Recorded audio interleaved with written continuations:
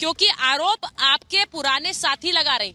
आपकी पुरानी साथी यानी कि पिछले चुनाव में जो आपके साथ मिलकर लड़ी थी मायावती जी ने एक गंभीर आरोप आपकी पार्टी पर लगाया है, उसको सुन लीजिए जरा। मायावती जी ने समाजवादी पार्टी पर गंभीर आरोप लगाया विरोधी है, सपा संविधान विरोधी है, यानी संविधान विरोधी होने का आरोप जो आप लगातार लगा रहे हैं बीजेपी पर। मायावती जी कह रही है कि सपा संविधान विरोधी, अखिलेश अपने परिवार और यादव समाज की चिंता करें। सपा सरकार के काले कारनामे इतिहास में दर्ज हैं, इतिहास में दर्ज हैं। अब इन्होंने भी उन काले कारनामों के बारे में तब नहीं सोचा जब गठबंधन कर लिया था आपके साथ, लेकिन अब वो फिर से वही आरोप लगा रही है कि आप अपने परिवार की चिंता करते रहिए बस, लेकिन आप लोग संविधान विरोधी हैं। अब आपने कहा कि मुद्दों की बात क्यों नहीं होती, अब क्या ये मुद्दा है क्या? अजीज खान साहब वो आपको संविधान विरोधी कह रही है। मैं इसलिए पूछ रही हूँ, अवधेश जी भी आ गए, अवधेश जी इसलिए पूछ रही हूँ क्योंकि जो आरोप विपक्ष प्रधानमंत्री पर लगा रहा था, प्रधानमंत्री ने उसका पलटवार किया है। कल भी उन्होंने इसी आरोप का, संविधान विरोधी आरोप का लगाया कि संविधान में तो मुस्लिम आरक्षण की बात ही नहीं है। तो फिर अगर ये लोग दे रहे हैं या कह रहे हैं तो क्या ये संविधान पलटने वाले लोग नहीं है? हम क्यों? देखिए, आज प्रधानमंत्री ने जो अंबानी अडानी का नाम लिया है, सामान्यतः हम जानते हैं कि नरेंद्र मोदी पिछले 10 साल में किसी पूंजीपति उद्योगपति का नाम नहीं लेते थे। तो अगर लिया है तो एक बिल्कुल एक असामान्य स्थिति है, असाधारण स्थिति है, उन्होंने नाम लिया है। सच, अरे भैया सुनिए, अजीज खान जी, अंबानी को पहली बार राज्यसभा में आपकी पार्टी ने भेजा था। मुझे मेरा मुंह मत खुलवाइए। अंबानी को पहली बार समाजवादी पार्टी ने राज्यसभा में भेजा और पूरा दादरी का प्रोजेक्ट दिया जिसके विरुद्ध वीपी सिंह ने आंदोलन किया था। और आपकी पार्टी को पैसे कहां से आते थे सबको मालूम था। अभी भी वो मामला है, सीबीआई के पास भी है, ईडी आईडी के पास वो जो है फाइल बंद है। इसलिए ज्यादा इस पर मत बोलिए।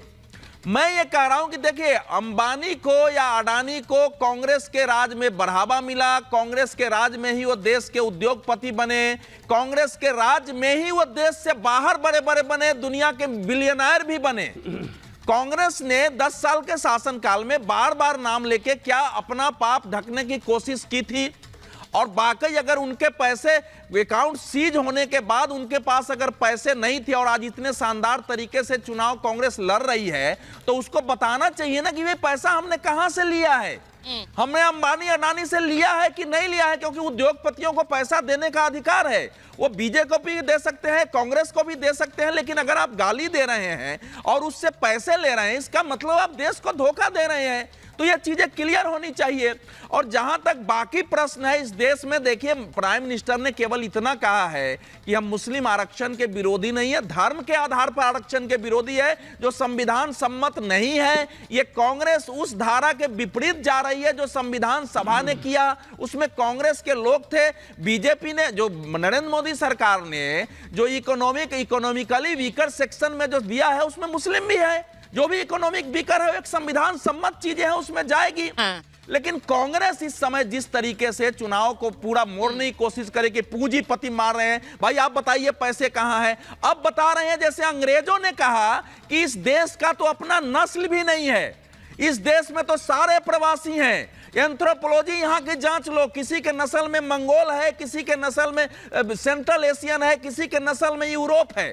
तो ये जो लंबे समय से अंग्रेजों ने बताया, जिसका उत्तराधिकारी इस समय राहुल गांधी के नेतृत्व वाली कांग्रेस है, जिसको सैम पित्रोदा वहां से बैठ के बोल रहे हैं कि भैया हम तो ऐसे ऐसे रंग के दिखते हैं। तो ये उस धारा के लोग हैं जो करते कुछ है बोलते कुछ है। आज देश के सामने कांग्रेस को स्पष्ट करना चाहिए कि क्या वाकई जो बातें हो रही है कि डील हुई है और इन्होंने नहीं। और मैं एक चीज मैं बोलना चाहती हूँ अवधेश जी, आप जो बात कह रहे हैं, मैं एक चीज पूछना चाह रही हूँ। अडानी अंबानी का मुद्दा है, लेकिन मैं एक चीज पूछूंगी वरुण जी, आप हिंदुस्तान में, हम भारत में रहते हैं, क्या हम ये लोग नहीं जाते हैं? हमारे अगर पूर्वोत्तर के जो लोग हैं उनको आप चाइनीज कहकर बुलाएंगे तो क्या इससे बुरी चीज क्या हो सकती है? वो भारतीय हैं और आप उन्हें चाइनीज कहकर के, दे लुक लाइक चाइनीज, आप उन्हें चाइनीज का एक उन पर मोहर क्यों लगा रहे हैं? वो भारतीय लोग हैं, मुझे नहीं लगता है। और ये चीजें उन्हें आहत करती हैं, ये आहत करने वाली चीज है। आप उन्हें कह रहे हैं वो चाइनीज जैसे हैं, पीछे दक्षिण वाले अफ्रीकन जैसे हैं। आप ये जब बातें कहते हैं तो आप ये विभाजनकारी सोच रखते हैं कि ये वो हो गए, दक्षिण वाले अफ्रीकन हो गए, तो फिर आप ये बांट रहे हैं या मिला रहे हैं? अब कांग्रेस का इस पर स्पष्टीकरण जिस तरह भी आए, लेकिन ये सोचकर देखिए आप। सुचारिता जी, मैंने पहले भी कहा कि कांग्रेस को तुरंत एक्शन, पिछली बार उन्होंने जब बयान दिया जब ले लेते तुरंत ही हटा दे, कोई भी आदमी गलत बयान दे हटा दो, तो आप ये सब चीज ही नहीं है तो। लेकिन वो सेंट्रल सिस्टम दुरुस्त हो जब अभी आप बात कर रहे हो किसने क्या कहा किसने क्या क्यों नहीं कहा, हटाते? कह रहा हूं मोदी जी क्या कह रहे हैं 10-10 साल से ये नुकसान, फायदे से ज्यादा तो नुकसान ही कर रहे हैं। आपका क्या फायदा कर रहे हैं ऐसा? मोदी जी को क्यों नहीं हटाया जाता है इन्हें? मैंने वही तो कहा था, आज भी ये कह रहा हूँ, वो तो सेंट्रल सिस्टम नहीं, आप पहले सैम पेट्रोडा को तो हटा लीजिए, मोदी जी की चिंता तो बीजेपी करेगी। मैंने कई बार नहीं, तो आप जो शाब्दिक आचरण की बात कर रहे हो ना, मोदी जी का भी बताया पूरे 10 साल में ऐसा ही हाल हो रहा है। लेकिन जो मैं तो कांग्रेस की बात करूंगा क्योंकि मोदी जी को तो जनता हटाएगी।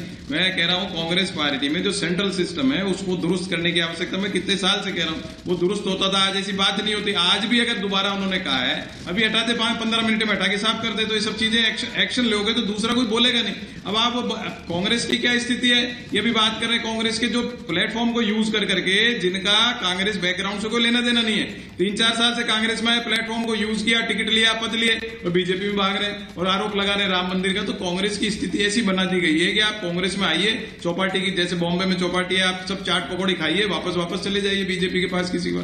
इसको रोकने की आवश्यकता है कांग्रेस को। कांग्रेस के जो ग्रास रूट वर्कर है, कांग्रेस पृष्ठभूमि के लोग हैं, उनको संभालने। ठीक है वरुण जी, आपकी आवाज मुझे ठीक से नहीं आ रही है, आपकी आवाज मुझे ठीक से नहीं आ रही है। बाहर जा रहे हैं, बाहर से आए। मैं एक बार जरा नहीं, मैं एक बार अजय जी आपसे पूछ रही हूँ। अजय जी जरा मुझे बताइए, ये सैम पेट्रोडा से ऐसा रिश्ता क्या है?